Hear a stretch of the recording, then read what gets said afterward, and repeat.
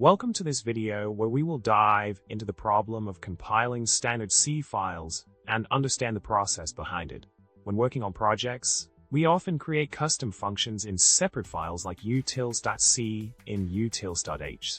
But what about the standard C files like stdio.h? How are those compiled into our programs? In the solution provided, we learned that compiling is a three-step process: preprocessing, compilation, and linking. The command gccc driver c o driver o compiles the driver file into an object file, followed by gccc utils c o utils o for the utils file. Finally, these object files are linked together using ld driver o utils o my_exe.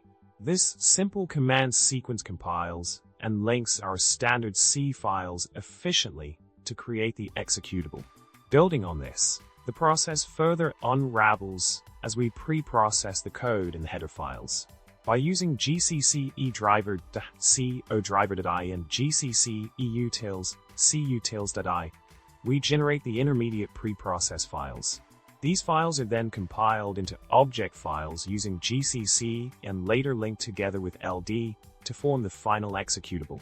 Understanding the pre-processing step gives us insights into how the includes in our code are processed during compilation. Continuing with the solution, we explore how to precompile our code for later linking.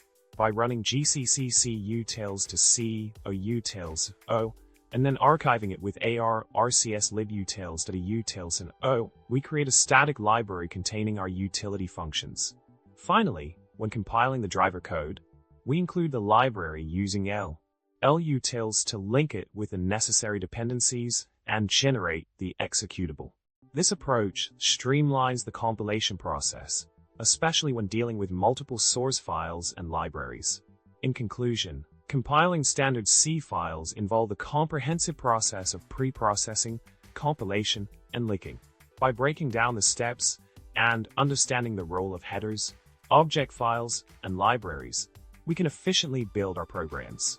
Remember to subscribe, like, and comment below with your favorite programming joke. Thank you for watching, and happy coding!